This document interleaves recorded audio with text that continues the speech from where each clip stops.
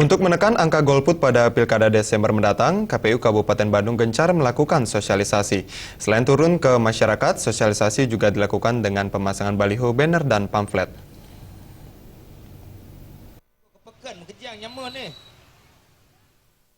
Divisi Sosialisasi KPU Kabupaten Bandung Wayan Artana Dana mengatakan, setiap perhelatan pilkada termasuk di Bandung, angka golput selalu menghantui. Berdasarkan pengalaman 5 tahun lalu, khususnya di wilayah Bandung Selatan dengan jumlah pemilih lebih banyak dibandingkan Bandung Utara, angka golputnya juga tinggi. Golput dipicu oleh berbagai hal, seperti masyarakat tidak mengenal sosok kandidat atau sibuk bekerja, sehingga tidak sempat menggunakan hak pilihnya, serta adanya pemahaman bahwa sosok calon pemimpin tidak layak memimpin suatu daerah.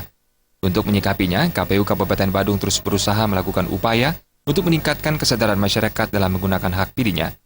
Selain turun langsung ke tengah masyarakat tentang pemilu kada, juga dilakukan pemasangan baliho, pamflet, dan banner agar masyarakat tidak golput.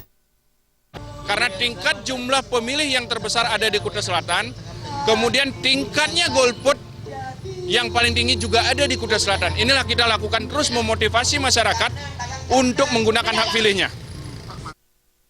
Keterlibatan masyarakat dengan menggunakan hak pilihnya sangat penting karena akan membuat masyarakat terlibat dalam pemerintahan dan politik itu sendiri. Supariana dan Bayudi, Bali.